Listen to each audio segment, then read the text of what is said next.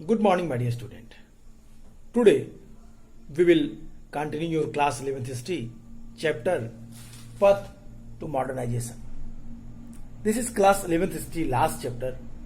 In this chapter, we have discussed the previous topics like the introduction of this chapter, where we discuss the importance of Japan and China. Then after, we will study about the demography of China and Japan. After that, we are aware the geographical condition of Japan and geographical condition of China. My dear student, both the geographical conditions, I mean to say that Japan and China, both country, they have just opposite condition. The geographical condition of Japan, that was totally different. That was not the plain region a lot, but just opposite, where in China we have seen that plains are also available there. Japan, there are the mountainous, there were volcanoes, earthquakes, that everyone have to face the Japanese day to day. But in China, there is stability we have seen. We also discuss about the political system of the Japan and the Meiji Restoration. In the Meiji Restoration, we discuss the importance of the emperor and the shoguns who controlled the whole Japan in the name of the emperor, that has forcefully removed, and the emperor came back. The emperor एक बार फिर सत्ता अपने हाथ में लेता है और फिर शासक बनता है. We have also discussed there that the trade connection between the USA and Japan. America, he was taking interest in Japan. Why? Because Japan, that was situated on the sea routes which connect to China. So that's why the Alexander Perry reached there and signed the commercial treaty. एक समझौता पत्र पर signature कराए, इंपरर को एडो में स्थापित किया और फिर एक तरीके से पूरा डेवलपमेंट, नई व्यवस्था लागू कर दी गई, where the bureaucracy, military and emperor, that was three main elements of the administration after the decline of the shoguns and Tokugawa families. Dear student, the whole political system that has totally changed. Then after we read that Meiji Restoration, and next topic, the modernizing the economy. In the modernizing economy, we discussed that the various type of the cities, most populated city, the industrialist area that has formed in Japan. Today, we will read your next topic, the industrial workers. Topic: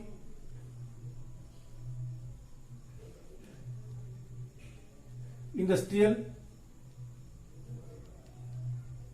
workers. This topic, what we read in this topic, we will try to understand that after industrial revolution which happened in Japan during 19th century, 18th to 19th century, that what condition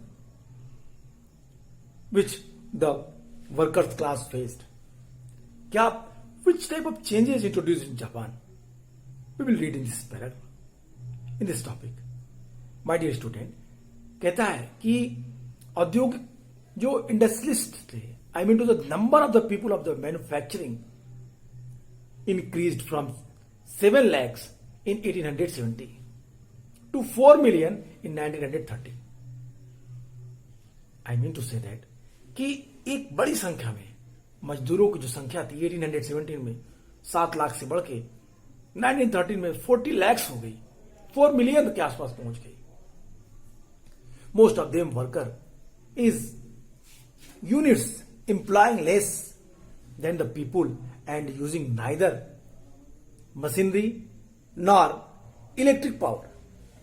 Over half of those employed in modern factories were women, and it was organized the first modern strike in 1886. It means in Japan, the first strike happened. First strike. When that date, which is very important, 1886. 1886. That was organized strike. I mean to say that कि जब Japan में क्या हुआ, जब मजदूरों की संख्या बढ़ी 1817 तक आते आते 1870 तक जो मजदूर 7 लाख तक थे वो 1913 तक आते आते 40 लाख तक पहुंच गए।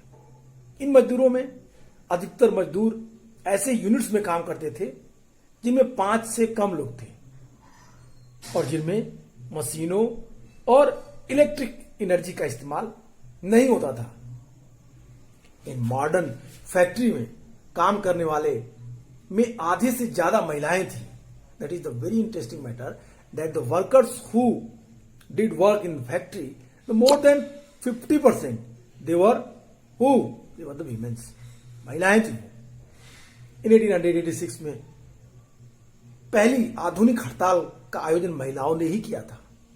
Women's, I mean to say, it is a very strange matter for Japan. Then it was women who organized the first modern strike in 1886.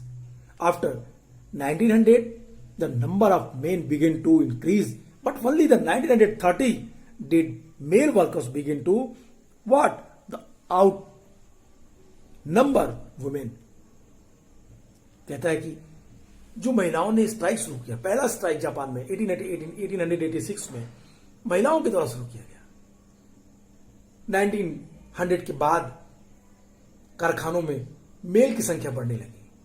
1913 के डिकेड्स तक आते आते पुरुषों की संख्या महिलाओं से अधिक हो गई। 1930 तक आते आते 1930 till 1930 what till 1930 male workers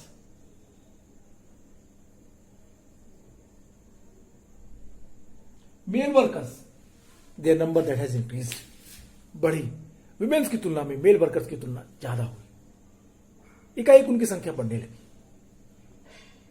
That's why I am saying that the situation in the industrial area that has gradually changed. When we have seen that before 1886 in the factory, the 50% female workers, they provide their services in factory. But after 1886, during 1900s, what happened? The male workers, their number that has increased during that time. In 1930, the male workers began the outnumber women. The size of factories also began to increase. The factories employing more than 100 workers, just over 1,000 in 1909, jumped to over 2,000 by 1920 and 4,000 in 1930s. Yet even the 1940s, there were over 550,000 workshops that imply less than the imply this sustain the family-centered ideology. Just as nationalism was sustained by the strong the political system under an emperor who was like a family, the patriarchy. What I am saying, it is the very interesting that in Japan, what happened? कारखानों में मजदूरों की संख्या बढ़ी। 100 से ज्यादा मजदूर वाले कारखानों की संख्या 1909 तक आते आते 1000 हुई। 1920 तक आते आते 2000 से ज्यादा हो गई। 1930 के डिकेड्स तक आते आते 4000 तक पहुंच गई। इसके बावजूद 1940 में 5,50,000 कारखानों में 5 से कम मजदूर काम करते थे। Where it means what I am saying that it is the very strange matter. Even the industry that has developed during 1930 and after, but we can easily understand that the 5 members factories that was in existence during that time, 5,50,000 factories where the 5 members of the workers they provide their services. 5 सदस्यों वाली फैक्ट्रियां काम कर रही थी 1930 के बाद भी। इसमें परिवार केंद्रित जो विचारधारा बनी रही, मतलब इन फैक्ट्रियों में, इन मजदूरों में एक सबसे महत्वपूर्ण बात थी कि इन लोगों ने क्या किया, एक परिवार की तरह इस फैक्ट्री को समझा, परिवार केंद्रित विचारधारा बनी रही। उसी तरह जिस तरह से राष्ट्रवाद को मजबूत पैतृक व्यवस्था का सहारा था, पैट्रियर्ची का सपोर्ट था, ठीक उसी तरह उन्होंने फैक्ट्रियों में भी इस नियम को लागू किया। पैट्रियर्ची, पितृसत्तात्मकता, पैतृक व्यवस्था, जहां सम्राट परिवार का कुलपति या परिवार का मुखिया माना जाता था। Similarly in the factory the senior member who what the senior in the factory. What I am saying here, I want to suggest you that a totally condition that has changed in Japan. The Japanese people, they were the highly patriotic persons. They believe in their emperor and their emperor system, monarchical form of the government that was famous. Even they were democrats, but they believe in the monarchical form of the government. They like very much their emperor, their patriarchy, उनके पैतृकता को, उनके जो पिता तुल्य व्यवस्था थी उसको, और उद्योग की तेज और अनियंत्रित विकास जापान में बड़ी तेजी से हुई। विकास, development, I mean to say that the rate of the development was very high in Japan. What's result? इस जो अनियंत्रित, अनकंट्रोल्ड डेवलपमेंट थी, उससे क्या हुआ? उसके विकास और लकड़ी और जैसे प्राकृतिक संसाधनों की मांग से पर्यावरण का विनाश हुआ। संसद के पहले निम्न सदन के सदस्य तनाको सोजो ने 1897 में औद्योगिक प्रदूषण के खिलाफ पहला आंदोलन छेड़ा, जब 800 विलेजर्स ने इसके विरोध में इकट्ठा हुए कि उन्हें सरकार की कार्रवाई करने के लिए मजबूर कर दिया। It means what happened after in 1900, I mean to say that 1897. What happened in Japan when the industrialization that has introduced on the very high level? No doubt to say that during that conditions, the Japan and their environment that is going to in the worst condition. The climates, the environments highly affected by the high industrialization. औद्योगिकरण के कारण वहां का वातावरण, वहां का बहुत तेजी से प्रभावित हुआ। The demand of the woods that was reach a very high position. जंगल काटे गए, वनों का विनाश किया गया। Obviously that condition is not so good for the Japan, so that's why one the environmentalist was also the member of parliament of the Japan, Tanaka Sojo, 1897. He strictly opposed the uncontrolled development. Uncontrolled. Tanaka Sojo play very important role to aware their people that it is totally against our environment. If our environment not should be properly, then how can we live in our country properly? हम अपने देश में किस तरीके से ठीक ठीक से रह सकते हैं? इन चीजों की बातें तनाका सोजो ने उठाया, और तनाका सोजो के साथ 800 गांव वाले उनके साथ मिले। इस तरीके से ये सारे लोग मिलकर के गवर्नमेंट को मजबूर कर दिए, गवर्नमेंट पर्यावरण की सुरक्षा के लिए कोई कानून बनाए। I mean to say that the rapid and the unregulated growth of the industry and the demand for the natural resources such as timber led to the environmental destructions. Tanaka Sojo, elected to the first house of the representative, launched the agitations against the industrial pollution in the 1897 with 800 villagers in the mass protest, forcing the government to take action. Tanaka Sojo, with their 800 villagers, he protested that the unregulated growth of industry. Here one question arises in my mind, that who was Tanaka Sojo? Who was Tanaka Sojo? I have discussed about the Tanaka Sojo. मैंने बात की कि Tanaka सोजो कौन थे। That was the first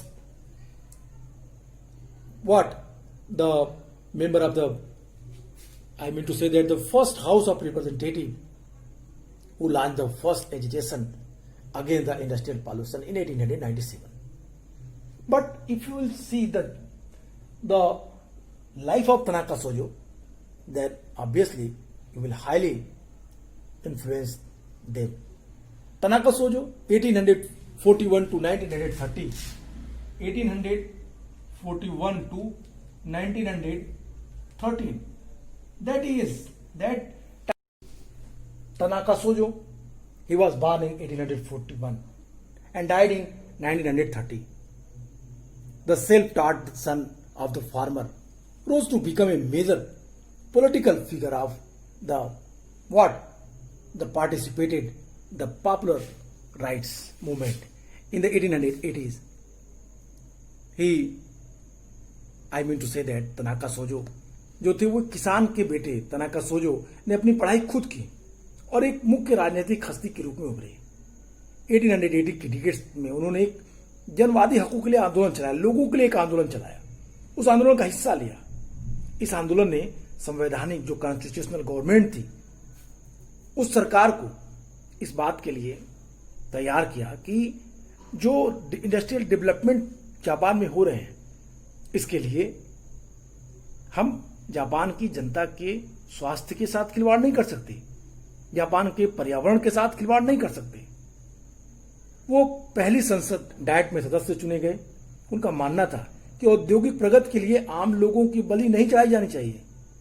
ओसियो Khan से जो वातारसे नदी में प्रदूषण फैल रहा था जिसके कारण 100 वर्ग मील की कृषि भूमि बर्बाद हो रही थी और 1000 परिवार प्रभावित हो रहे थे, इनके आंदोलन के चलते कंपनी को प्रदूषण नियंत्रण के तरीके अपनाने पड़े, जिसे 1904 तक फसल इस गांव में सामान्य हो गई। I mean to say that the role of Tanaka Shozo that was the very important.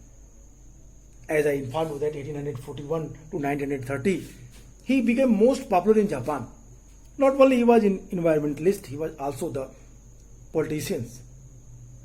He was one who questioned that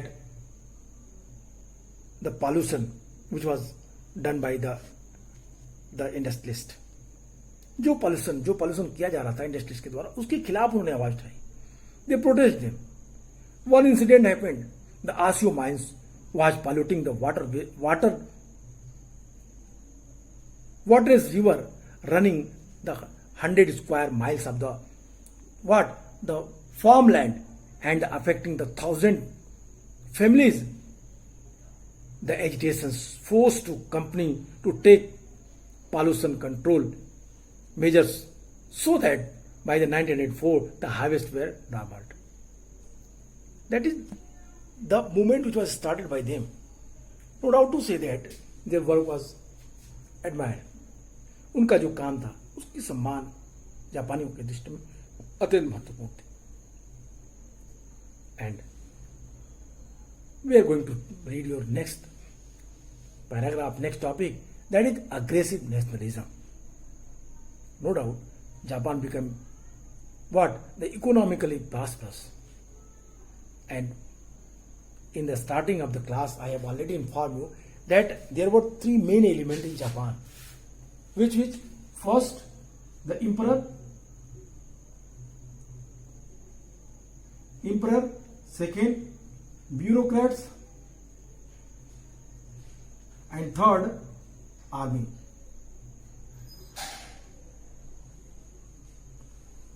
Three main in their role is very important in Japan. Your next topic directly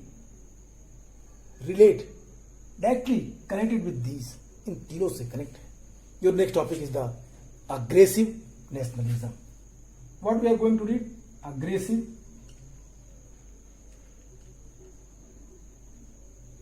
nationalism.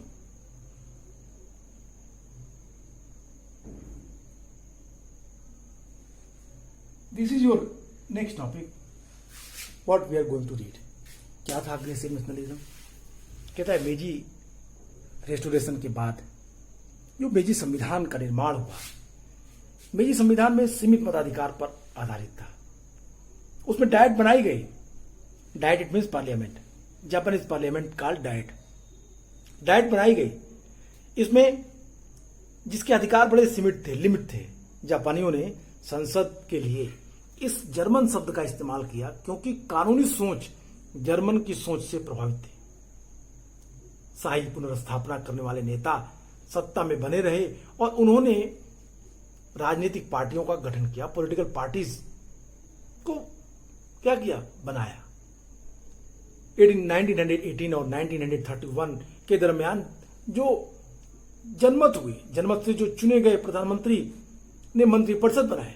इसके बाद पार्टियों का भेद भुलाकर बनाई गई राष्ट्रीय एकता परिषद ने हाथों में अपनी सत्ता खो दी। राष्ट्रीय एकता परिषद के हाथों में ये जो चुने हुए लोग थे उन्होंने अपनी पावर खो दी।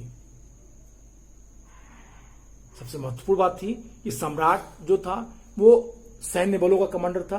आई mean to say that the emperor was head of the army and head, मतलब I mean to say that कि main commander of the army, वो आर्मी का मेन कमांडर था।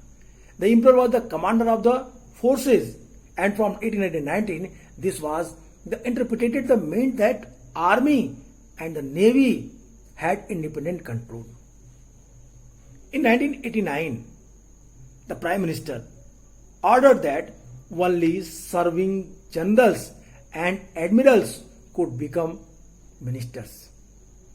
This strengthening of the military, together with the expansion of the Japanese colonial empire, was connected with the fear that Japan was at the mercy of the Western power.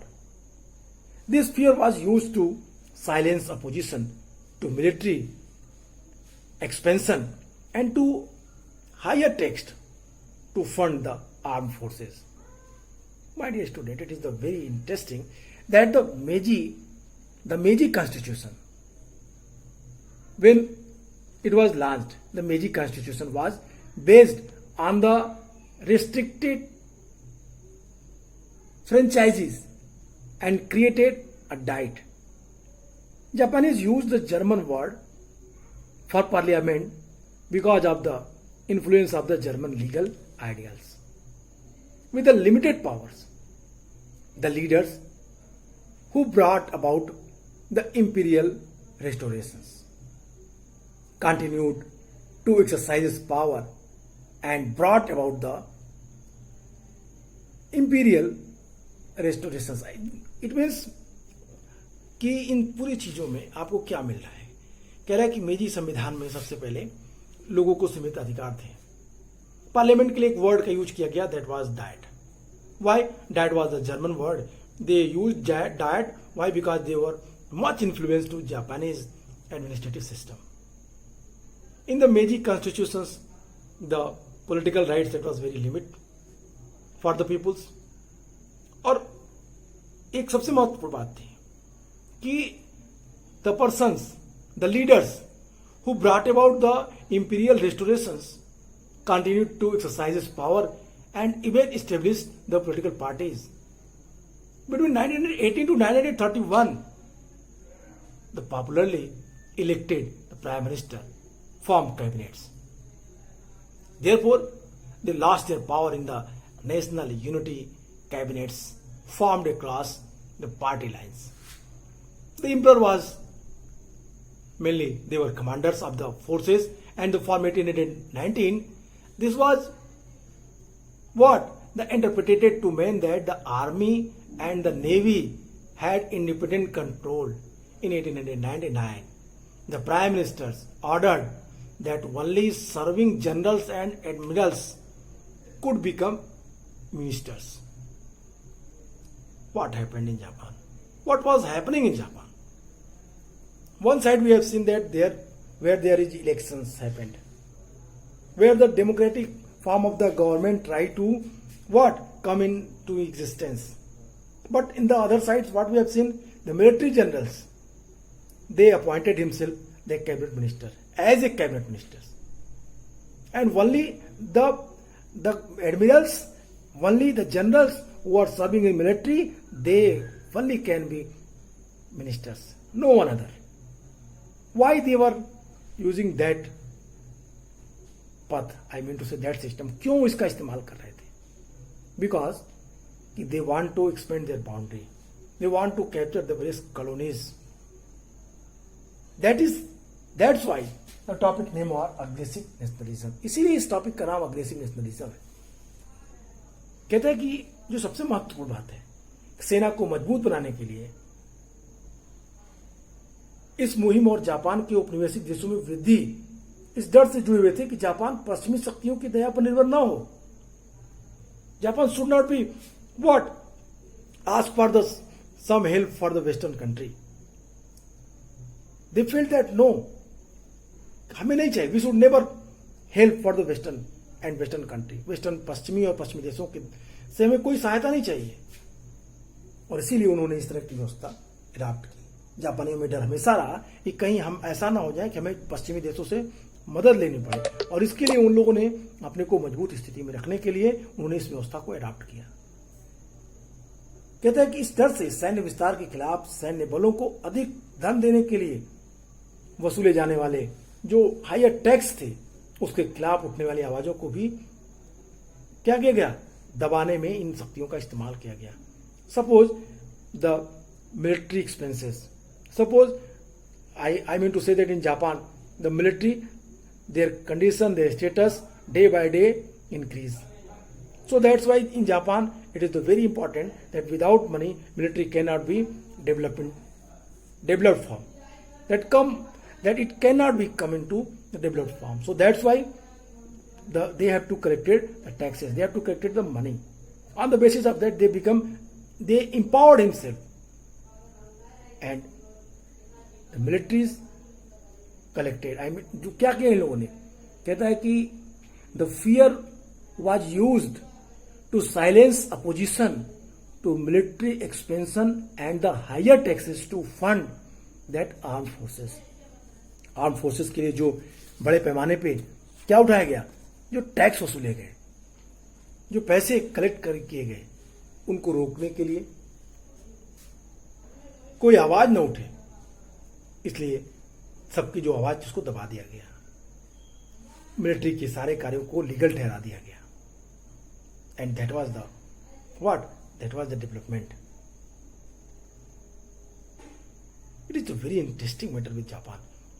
One side we have seen that the economical development, like the various factories, the workers, the women's conditions, day by day that has increased. They become empower himself in the various spheres, like economic sector, like the political also, and as well as we have seen that when they become very powerful in those sectors, then political system and in the economical system, they change himself. They become what? They become the more aggressive to capture the other countries. They become the more aggressive nationalism that has come in their mind. वो इस बात से पूरी तरीके से aware थे. That was the main theme that कि हमें कहीं भी we cannot depend on the Western country. We cannot ask for the help for the Western country. So that's why we have to be powerful. And on that theme, no one have right to ask the question against the military and the taxes, which was no doubt the taxes which was collected by the common people, that was very high. But no one asked question against that why you are collecting, why you are imposing the huge amount of the taxes. On the basis of the nationalism, on the basis of aggressive nationalism, no one asked for the questions. And that is the very important things. And due to that, the aggressive nationalism introduced in Japan. तेजी से Japan में aggressive nationalism फैली और इसी aggressive nationalism ने Japan को एक नए स्वरूप में पहुंचाया, जिसका अंत 1945 सेकेंड वर्ल्ड वॉर अमेरिका के द्वारा एटम बम के बाद गिराने के बाद समाप्त हुआ. पूरी की पूरी व्यवस्था, पूरा का पूरा सिनेरियो चेंज हो गया. लेकिन इट वाज